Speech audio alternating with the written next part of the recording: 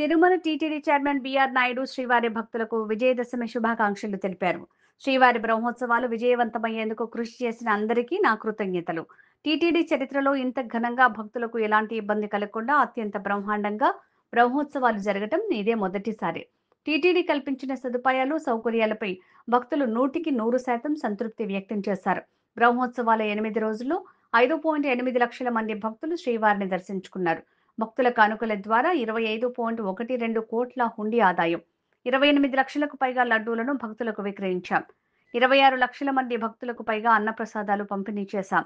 2.42 లక్షల మంది భక్తులు తలనీలాలు సమర్పించారు. విజయదశమి మీ అందరికీ కూడా విజయదశమి శుభాకాంక్షలు. ఇకపోతే ఈ శ్రీవారి బ్రహ్మోత్సవాలు ఏదైతే జరిగాయో దాని గురించి ఒక చిన్న బ్రీఫ్ చెప్తాను మీకు. ఈ నెల అంటే గత నెల 24 నుంచి ఈ రోజు వరకు జరిగినటువంటి బ్రహ్మోత్సవాల్లో ఈ అర్చక స్వాములు అయితేనేమి, అధికారులు, టీటీడీ ఉద్యోగులు, జిల్లా యంత్రాంగం, పోలీస్ యంత్రాంగం, శ్రీవారి సేవకులు, మీడియా వారికి, భక్తులకి ఈ సందర్భంగా కృతజ్ఞతలు తెలియజేసుకుంటున్నాను. గౌరవ ముఖ్యమంత్రులు శ్రీ నారా చంద్రబాబు నాయుడు గారి బ్రహ్మోత్సవాల్లో మొట్టమొదటి రోజున అంటే 24వ తారీఖు నాడు వారు రావటం, ఈ శ్రీవారికి పట్టు వస్త్రాలు సమర్పించడం కూడా జరిగింది. ఆ సందర్భంగా 2026 సంవత్సరానికి సంబంధించినటువంటి క్యాలెండర్లు అయితే ఏముంది, డైరీలు కూడా వారి స్వహస్తాలతో ఇనాగ్రేట్ చేయటం జరిగింది. శ్రీవారి భక్తుల సౌకర్యార్థం కోసం 2018లో ప్రారంభించినటువంటి ఏదైతే పిఎసి 5 ఆ భవనాన్ని భారత ఉపరాష్ట్రపతి సిపి రాధాకృష్ణన్ ముఖ్యమంత్రులు కలిసి ప్రారంభించడం జరిగింది. వైకుంఠ క్యూ కాంప్లెక్స్లో క్యూ లైన్ల నిర్వహణ కోసం నూతనంగా నిర్మించినటువంటి ఇంటిగ్రేటెడ్ కమాండ్ కంట్రోల్ సెంటర్ని వారు ప్రారంభించడం జరిగింది. అదేవిధంగా గరుడ సేవ రోజున బ్రహ్మోత్సవాలకు వచ్చినటువంటి భక్తుల గ్యాలరీలోను, క్యూ లైన్లోను నేను, పాలక మండలి సభ్యులు, అధికారులు అందరూ కలిసి ఈఓ గారు, జేఓ వీరబ్రహ్మం గారు, సివిఎస్ఓ గారు మురళీకృష్ణ గారు, జిల్లా ఎస్పీ సుబ్బారాయుడు గారు, టీటీడీ ఉన్నతాధికారులు అందరూ కూడా మాట్లాడటం జరిగింది. టీటీడీ కల్పించిన ఏర్పాట్లపై భక్తుల్లో 100% సంతృప్తి వ్యక్తం చేయడం కూడా జరిగింది. భక్తులకి టీటీడీ కల్పించిన ఏర్పాట్లపై గౌరవ ముఖ్యమంత్రి శ్రీ నారా చంద్రబాబు నాయుడు గారు కూడా తన ట్వీట్ ద్వారా శుభాకాంక్షలు తెలియజేయడం జరిగింది. ఈ సందర్భంగా ముఖ్యమంత్రి గారు మాట్లాడుతూ పాలక మండలి సభ్యులు అయితే ఏముంది, అధికారులు, ఈ వాలంటీర్సు, శ్రీవారి సేవకులు అందరూ కూడా ఈ కార్యక్రమానికి సహకరించినందుకు చంద్రబాబు నాయుడు గారు కృతజ్ఞతలు తెలియజేశారు. గరుడ సేవ రోజున హోల్డింగ్ పాయింట్ ద్వారా ఈసారి అదనంగా 30,000 రీఫిల్లింగ్ ద్వారా 15,000 మందికి దర్శనం జరిపించడం జరిగింది. బ్రహ్మోత్సవాలకు ఈ 8 రోజుల్లో 5.8 లక్షల మంది భక్తులు శ్రీవారిని దర్శించుకోగా 25.12 కోట్లు హుండీ ఆదాయం వచ్చింది. 26 లక్షల మంది భక్తులకు పైగా అన్నప్రసాదాలు పంపిణీ చేశాం. 2.42 లక్షల మంది భక్తులు తలనీలాలు సమర్పించడం జరిగింది. 28 లక్షల పైగా లడ్డూలను భక్తులకు విక్రయించడం కూడా జరిగింది.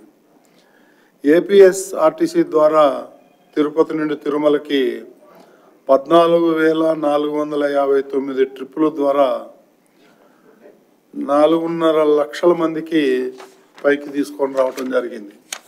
అదేవిధంగా తిరుమల నుండి తిరుపతికి 14,765 ట్రిప్పుల ద్వారా 5.22 లక్షల మందిని భక్తులని తిరుమల నుంచి తిరుపతికి చేరవేయడం జరిగింది. ఇకపోతే ఈ బ్రహ్మోత్సవాల్లో సాంస్కృతిక కార్యక్రమాలు ఏదైతే ఉన్నాయో వాహనాలకి మునుపన్నెడు లేని విధంగా భారతదేశంలో ఉన్నటువంటి 28 రాష్ట్రాల నుంచి కూడా కళా బృందాలు రావటం, వారి యొక్క పర్ఫార్మెన్స్ 298 కళా బృందాలతో దాదాపు 5,976 మంది కళాకారులు ఈ కార్యక్రమంలో పాల్గొన్నారు. అదేవిధంగా గరుడ సేవ రోజున 20 రాష్ట్రాల నుండి ప్రత్యేకంగా 37 కళా బృందాలతో 780 కళాకారులతో ప్రదర్శన కూడా జరగటం జరిగింది. ఇక మీరు చూసే ఉంటారు, ఈ బ్రహ్మోత్సవాల సందర్భంగా పుష్పాలంకరణ ఏదైతే జరిగిందో బ్రహ్మోత్సవాల్లో 60 టన్నుల పుష్పాలు, 4 లక్షల కట్ ఫ్లవర్స్, 90,000 సీజనల్ ఫ్లవర్స్ కూడా ఈ బ్రహ్మోత్సవాలకు ఉపయోగించడం జరిగింది.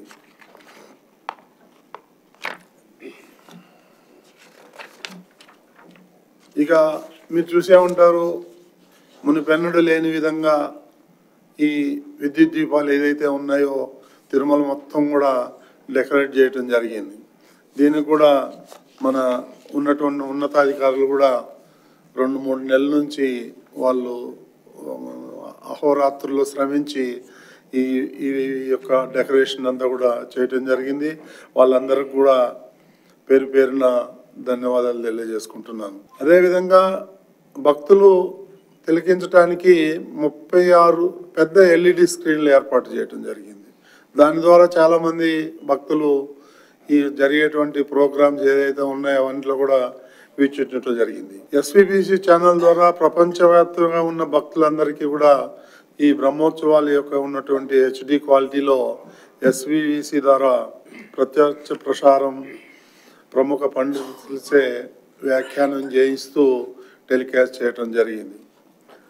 అదేవిధంగా శ్రీవారి సేవకులు కూడా ఈ సంవత్సరం గణనీయంగా వచ్చారు. బ్రహ్మోత్సవాల్లో లక్షలాది మంది భక్తులకు 3,500 మంది శ్రీవారి సేవకులు విశేష సేవలు అందించడం జరిగింది. ఈ వైద్య సేవకులకు వస్తున్నట్లయితే 50 మంది డాక్టర్లని, 60 మంది పారామెడికల్ సిబ్బందిని, 14 అంబులెన్సులను వినియోగించి భక్తులకు మెరుగైన వైద్య సేవలు అందించాలనే ఉద్దేశంతో అవన్నీ కూడా రెడీగా పెట్టడం జరిగింది. అదృష్టవశాత్తు ఎలాంటి ఇన్సిడెంట్ జరగకుండా, ఎవరికి ఏమి ఇబ్బందులు లేకుండా ఇది సక్రమంగా నిర్వర్తించడం కూడా జరిగింది. ఎవరికి ఎలాంటి ఇబ్బందులు కూడా జరగలేదు. ఇక భద్రత విషయం వస్తే బ్రహ్మోత్సవాలకు సుమారు 5,500 మంది పోలీసులు, 1,800 మంది విజిలెన్స్ అధికారులు, గరుడ సేవ రోజున అదనంగా 1000 మంది పోలీసులు వీళ్ళందరూ కూడా విధులు నిర్వర్తించారు. తిరుమల తిరుపతిలో ట్రాఫిక్ సమస్య తలెత్తకుండా ప్రణాళికాబద్ధంగా ఈ పార్కింగ్ అన్నీ కూడా ఏర్పాట్లు చేయడం జరిగింది. గరుడ సేవ రోజు పారిశుద్ధ్య కార్యక్రమాలు ఎవరైతే ఉన్నారో వారు 2,800 మంది సిబ్బందితో తిరుమలలో మెరుగైన పారిశుద్ధ్యం, గరుడ సేవ రోజున అదనంగా 650 మంది సిబ్బందితో పారిశుద్ధ్యం పనులు నిర్వర్తించడం జరిగింది. గత 20 సంవత్సరాల నుంచి నేను పర్సనల్గా ఈ బ్రహ్మోత్సవాలకు అటెండ్ అవటం జరిగింది. ఇంత ఘనంగా ఇంత బ్రహ్మాండంగా ఎలాంటి ఇబ్బందులు భక్తులకు జరగకుండా అంటే ఇబ్బంది కలగకుండా ఇది మొట్టమొదటిసారి నా ఎక్స్పీరియన్స్ ప్రకారం. కాబట్టి ఎలాంటి ఇబ్బందులు లేకుండా 100% మేము కనీసం నేను కానీ ఈఓ కానీ మా బోర్డు మెంబర్లు అందరూ కూడా గ్యాలరీలోకి వెళ్ళి భక్తుల్ని విచారించడం జరిగింది. వాళ్ళందరూ కూడా 100% సంతృప్తి వ్యక్తం చేయడం జరిగింది. ఏ ఒక్కరు కూడా ఈ అసౌకర్యం అని కానీ ఇది బాగలేదని కానీ కూడా ఎవరు మాకు కంప్లైంట్ ఇవ్వలేదు. అదేవిధంగా భక్తులు ఎవరైతే వచ్చి అన్నప్రసాదాలు ఏదైతే ఉన్నాయో 16 రకాల అన్నప్రసాదాలు తయారు చేసి భక్తులకి ప్రతి 2 గంటలకు ఒకసారి వాళ్ళకి ఇవ్వటం కూడా జరిగింది. కాబట్టి భక్తులందరూ కూడా ఒక 5-6 గంటలు వేచి ఉన్నా కానీ వాళ్ళు ఎలాంటి అసౌకర్యం కలగకుండా వాళ్ళకి అన్ని రకాలైనటువంటి పానీయాలు కానీ తినుబండారాలు కానీ